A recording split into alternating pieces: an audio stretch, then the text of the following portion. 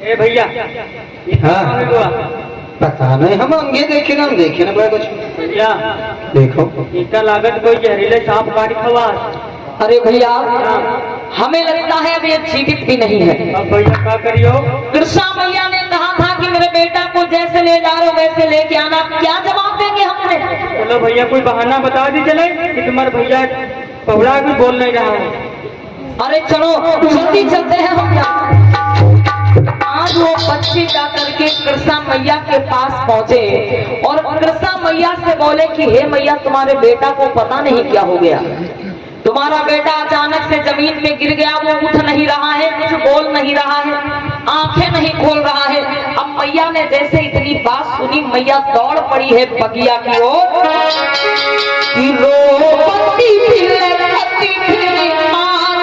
चली बगिया में तुरंत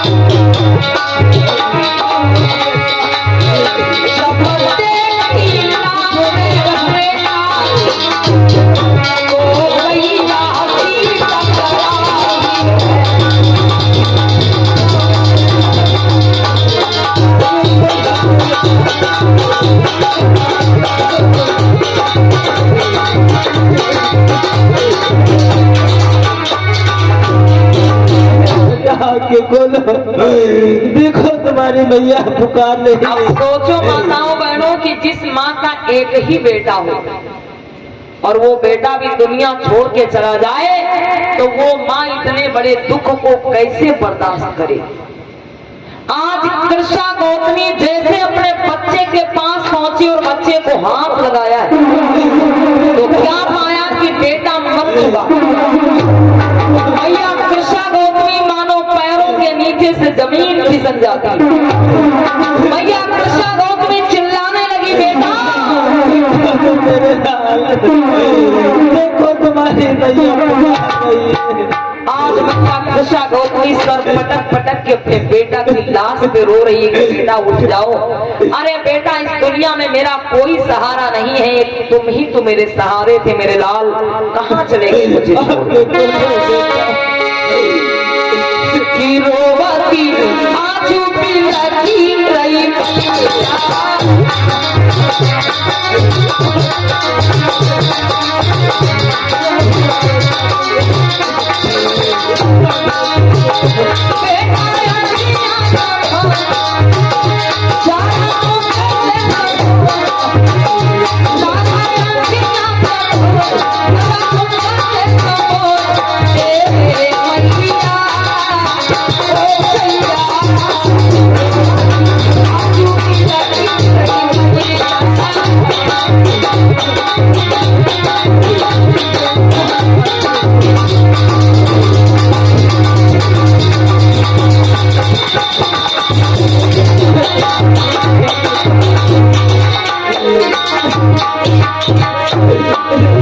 भैया कृष्णा गौतमी रोती जा रही है। पूरा दिन बीत गया रोते रोते, रात बीत गई रोते रोते, दूसरे दिन की सुबह हो गई, दोपहर हो गई, लेकिन मैया ने रोना बंद नहीं किया। लोग आते हैं समझाते हैं कि अरे बेटी, तुम्हारा बेटा मर चुका है, इसका अंतिम संस्कार कर दो। कृष्णा गौतमी कहती नहीं, मेरा बेटा नहीं मर सकता। लोग जबरदस्ती उसके बच्चे की लाश को छीनते हैं, काहे के लिए? अंतिम संस्कार के लिए, कि बेटी लाश बेकार हो जाएगी, इसका अंतिम संस्कार कर दो। कृष्णा गौतमी कहती है नहीं, मैं अपने बेटा का अंतिम संस्कार नहीं करूंगी। मेरा बेटा मुझे छोड़ के नहीं जा सकता, मेरा बेटा नहीं मर सकता, के रोती जा रही है, रोती जा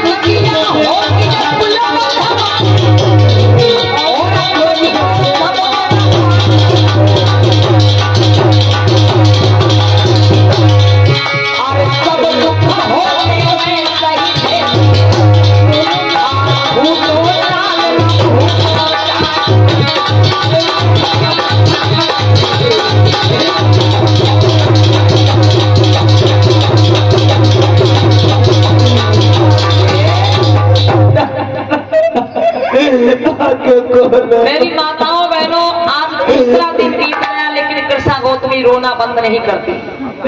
गांव के लोगों ने सोचा कि ये तो मर जाएगा। गांव के लोगों ने विचार किया कि अगर ये ऐसे ही रोती रही तो ये तो मर जाएगी। तो कुछ लोगों ने विचार किया कि कुछ भी करके इसको तो बचाना ही होगा। बेटा तो मर ही गया, अगर कोई उपाय नहीं सोचेंगे तो ये भी मर जाएगी। तो एक बूढ़ा बुजुर्ग व्यक्ति पास में आया और बोला, बेटी, हाँ बाबा, अगर तुम्हारा बेटा फिर से जीवित हो जाए तो कैसा रहेगा? अरे बोलो बाबा, कैसे जीवित होगा मेरा बेटा? हे बेटी, हाँ बाबा, इस समय इसी श्रावस्ती के चेत वन में भगवान बुद्ध ठहरे हुए हैं। हाँ। अगर तुम अपने बेटा की लाश लेके भगवान बुद्ध के पास चली जाओ तो वो तुम्हारे बेटा को जरूर जीवित कर देंगे। देखिए मेरे भैया, लोगों को लगता था कि अब केवल बुद्ध ही इसको समझा सकते, और बुद्ध के पास ऐसे तो ये जाएगी नहीं, तो इसलिए झूठ बोल दिया। क्या कि अगर तुम अपने बेटा को लेके बुद्ध के पास चली जाओ तो वो तुम्हारे बेटा को जीवित कर देंगे। अब लोगों को लगता था कि जब ये भगवान बुद्ध के पास पहुंच जाएगी तो किसी न किसी प्रकार से भगवान बुद्ध इसका दुख जरूर दूर कर देंगे। आज जैसे ही बूढ़े बुजुर्ग व्यक्ति ने कहा है कि बेटी, अगर तुम अपने बेटा की लाश लेके जेतवन भगवान बुद्ध के पास चली जाओ तो वो तुम्हारे बेटा को जरूर जीवित कर देंगे। कृष्णा गौतमी देर नहीं करती है, तुरंत अपने बेटा की लाश को उठाती है और चल देती है। कहाँ के लिए भैया? जेतवन के लिए। कैसे?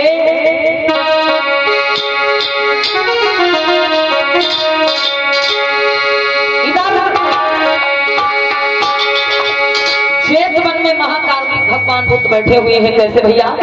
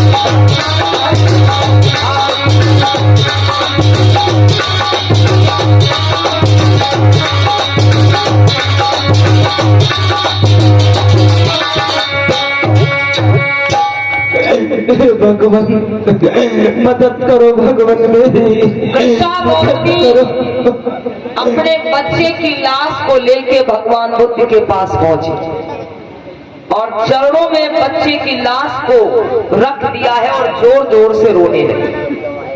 तथागत बोल पड़े कि हे बेटी, हाँ भगवान, कहाँ से आई हो? भगवान मैं इस श्रावस्ती में ही रहती हूँ भगवान। क्या नाम है बेटी? मेरा नाम गिरसा है भगवान। और ये बेटा कौन है? ये मेरा पुत्र है भगवान। इस पुत्र को क्या हुआ है बेटी? भगवान मेरे बेटे को एक सर्प के काटने से इसकी मृत्यु हो गई है भगवान। आज कृष्णा गौतमी रो के बोली, है भगवान, सर्प के डसने से मेरे बेटा की मौत हो गई। तो भगवान बुद्ध ने जब ये बात सुनी तो बोले कि हे बेटी, हाँ भगवान, अगर तुम्हारे बेटा की मृत्यु हो गई है तो तुम अपने बेटा की लाश को यहाँ क्यों लाई हो? भगवान हाँ, मैंने आपका बड़ा नाम सुना है भगवान। आपके पास जो आता है वो खाली हाथ नहीं जाता है भगवान। मैं अपने बेटे को इसलिए लेकर के आई हूँ भगवान कि आप मेरे बेटे को जीवित कर दे भगवान। कृष्णा गौतमी बोली, है भगवान, मैं अपने बेटा को इसलिए आपके पास लाई हूँ कि आप मेरे बेटा को जीवित कर दें। अब जैसे ही भगवान बुद्ध ने इतनी बात सुनी तो समझा के बोले कि हे बेटी, हाँ भगवान, ये तुमको किसने बता दिया कि यहाँ आने पे तुम्हारा बेटा जीवित हो जाएगा? कृष्णा बोली, भगवान, हर कोई यही कहता है कि जो बुद्ध के पास पहुंच जाए वो खाली हाथ व निराश लौट के नहीं आता। भगवान मुझे भी निराश मत भेजना, आप मेरे बेटा को जीवित कर दो। तो भगवान बुद्ध समझा के बोले, हे बेटी, हाँ भगवान, ये संसार नश्वर है, ये संसार नाशवान है। अरे जो भी इस संसार में आया है उसकी मृत्यु निश्चित है, इसे कोई टाल नहीं सकता। और बेटी, संसार का सत्य ही यही है, जन्म और मृत्यु।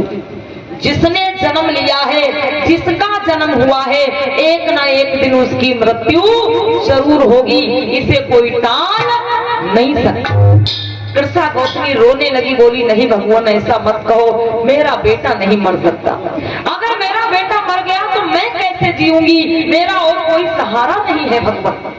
तो भगवान बुद्ध समझा के बोले, हे बेटी, हाँ भगवान, इस संसार में हर एक रोग बीमारी की दवाई है, लेकिन मरे हुए व्यक्ति को फिर से जीवित कर दिया जाए ऐसी कोई दवाई आज तक नहीं बनी।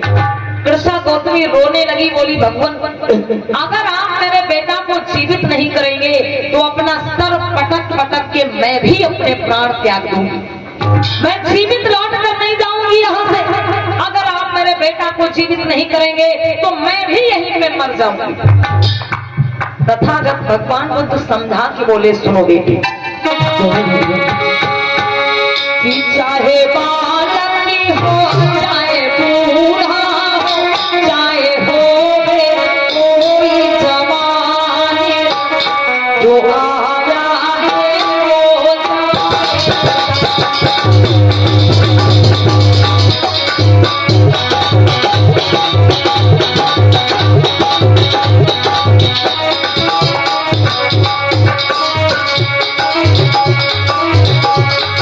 सुन रही हो बेटी?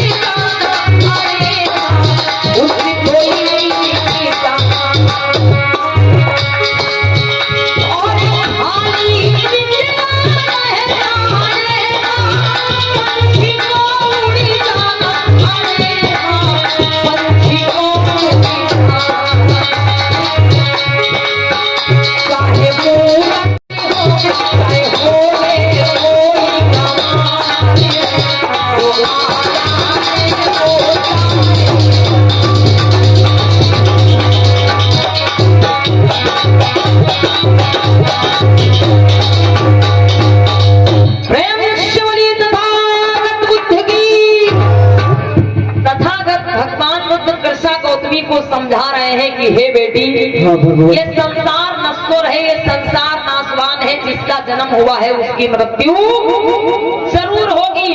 लेकिन कृष्णा गौतमी नहीं मानी, और जब वो जिद करने लगी कि अगर आप मेरे बेटा को जीवित नहीं करेंगे तो मैं भी मर जाऊंगी, अपने प्राणों को त्याग दूंगी, तो भगवान बुद्ध समझ गए कि ये पुत्री अपने पुत्र के प्यार में पागल हो चुकी है। अगर मैं इसको जबरदस्ती यहाँ से भेज भी दूंगा तो ये जीवित नहीं बच पाएगी, अपने पुत्र के कारण मर जाएगी। इसलिए इस पुत्री को समझाना ही होगा। तो भगवान बुद्ध क्या बोले कि सुनो बेटे, कहो भगवान। ठीक है, अगर तुम नहीं मान रही हो तो मैं तुम्हारे बेटा को जीवित कर दूंगा, लेकिन उसके लिए तुम्हें एक काम करना पड़ेगा। कहो भगवान, मैं अपने बेटे के लिए कुछ भी करने के लिए तैयार हूँ भगवान। अरे बेटी, हाँ भगवान। ये सामने जो नगर दिखाई दे रहा है, इस नगर में चली जाओ और मुट्ठी भर सरसों के दाने मांग करके ले आओ। ठीक है भगवान।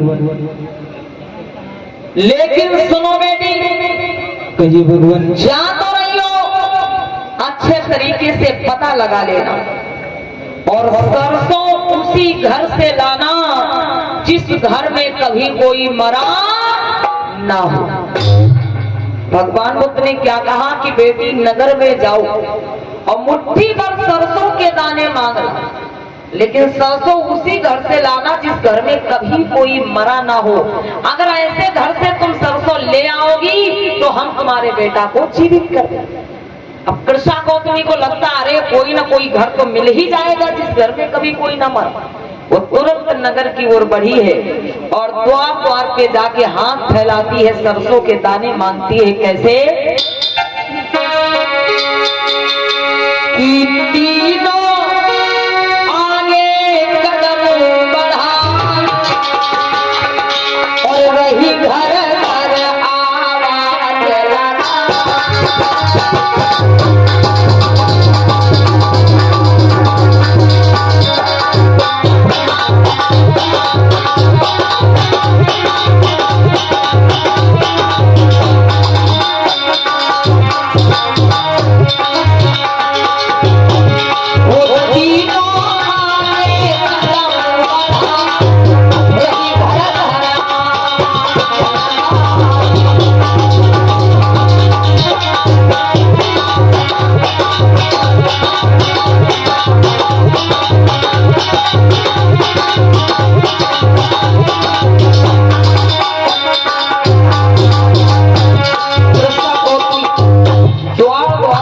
है मेरे भैया, और सरसों के दाने मांग रही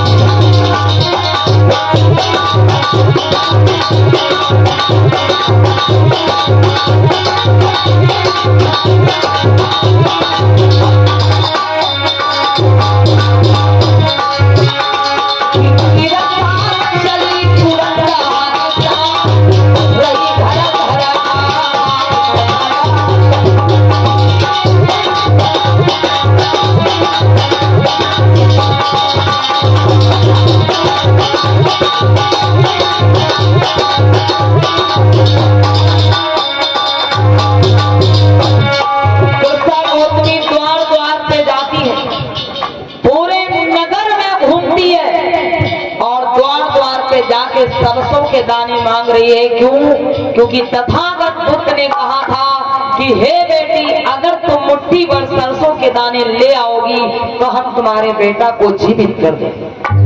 अब वो ऐसा घर ढूंढ रही है जिस घर में कभी कोई मरा ना हो, और घर घर में आवाज लगा रही है।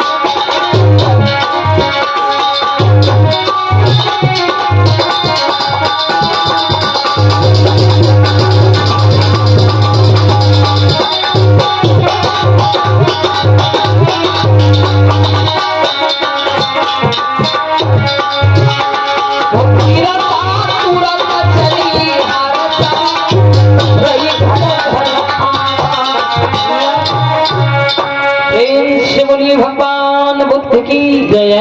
जैसे नगर में पहला घर मिलता है, कृष्णा गौतमी आवाज लगाती है, एक व्यक्ति बाहर निकल के आता है। कृष्णा गौतमी हाथ जोड़ के बोली, भैया मुझे मुट्ठी भर सरसों के दाने दे दो। अब उस व्यक्ति ने पूछा कि बहन मुट्ठी भर सरसों के दाने क्या करोगी?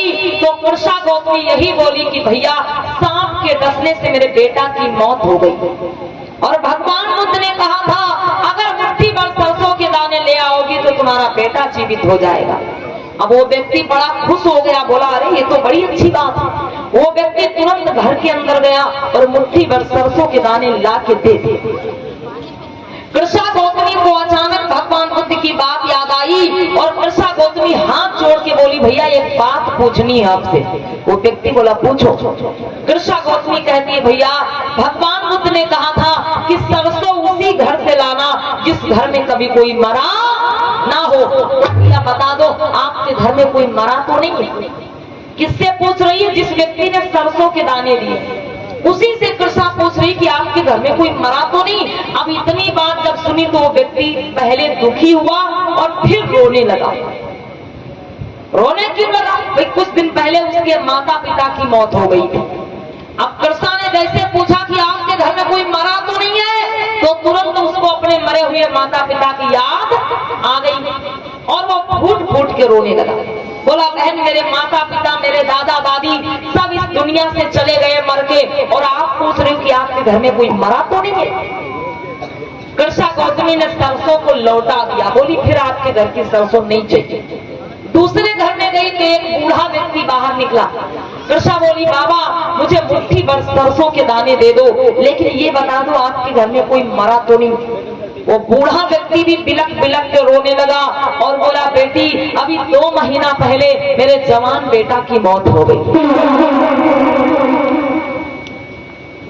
फिर तीसरे घर में गई तो एक औरत बाहर निकल के आई। कृष्णा बोली बहन मुझे मुट्ठी भर सरसों के दाने दे दो, लेकिन पहले ये बता दो आपके घर में कोई मरा तो नहीं है? तो वो औरत भी फूट फूट के रोने लगी और बोली 1 साल पहले मेरे पति की मौत हो गई, मेरे छोटे छोटे बच्चे भूखों मर रहे हैं, कोई कमाने वाला नहीं है। बात क्या होती है? कृष्णा गौतमी जिस घर में जाती है, माता मेरे ध्यान में, कृष्णा गौतमी जिसके घर जाती है और जिस किसी से सरसों मांगती है, फिर उसी से यही बात करती है कि आपके घर में कोई मरा तो नहीं। तो हर कोई अपना अपना दुख बता के रोने लगता है। कोई कहता मेरी माँ मर गई, कोई कहता मेरा पिता मर गया, कोई कहता मेरा भाई मर गया, कोई कहता मेरा बेटा मर गया, कोई कहता मेरी पत्नी मर गई, कोई औरत कहती मेरा पति मर गया। अरे जिस घर में वो जाती है हर कोई अपना अपना दुख बता के रोने लगता। अब यहाँ पर हुआ क्या? जब वो दूसरों को रोते बिलखते देखती है अम्मा बहनों, तो अपना दुख भूल जाती है। जब वो दूसरों को रोते बिलखते देखती है, भाई कोई कह रहा मेरी माँ मर गई, कोई कह रहा पिता मर गया, कोई कह रहा भाई मर गया, कोई कह रहा मेरे 2 बेटे मर गए, कोई कह रहा मेरे 2 भाई मर गए। भाई जिसके घर में जाती है हर कोई अपना अपना दुख बता के रोने लगता है, तो धीरे धीरे वो अपना दुख भूलने लगे। ये बात उसकी समझ में आ गई कि भगवान बुद्ध ठीक ही कह रहे थे, ये संसार नश्वर है। अरे भगवान बुद्ध तो ठीक ही समझा रहे थे कि जो आया है उसकी मृत्यु निश्चित है। मेरा तो केवल एक बेटा मरा है, लेकिन मैं जिसके घर में पूछती हूँ अरे हर किसी के घर में कोई ना कोई मरा, और मेरा तो एक बेटा मरा, लेकिन यहाँ पर बहुतों के घरों में तो न जाने कितने कितने लोग मरे। फिर जब किसी के घर में कोई जीवित नहीं हो गया तो अकेली मैं कौन हूँ जो मेरा बेटा जीवित हो जाएगा। आज कृष्णा गौतमी को ज्ञान हो गया मेरे भाई। बोलिए भगवान बुद्ध की। बिल्कुल उसकी समझ में आ गया कि भाई हर किसी के घर में कोई ना कोई मरता है। भगवान बुद्ध ठीक ही कह रहे थे। आज कृष्णा गौतमी तुरंत वापस आई मेरे भैया और चुपचाप अपने बेटा की लाश को उठा।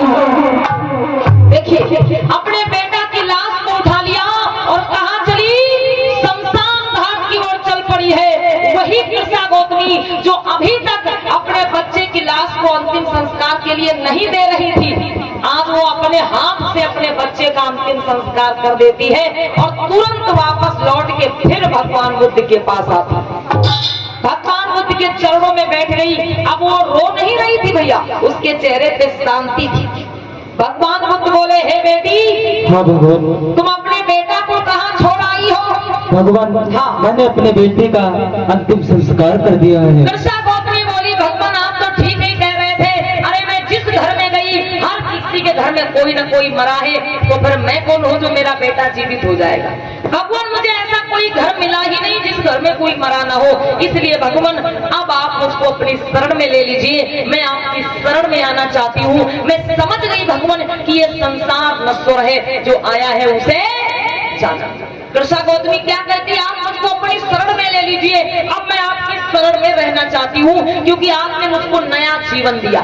नया जीवन कैसे? कृष्णा गौतमी कहती है, भगवान अगर आप मुझे सरसों मांगने के बहाने नगर में नहीं भेजते तो मेरा अज्ञान दूर नहीं होता और मैं अपने बेटे के कारण मर जाता।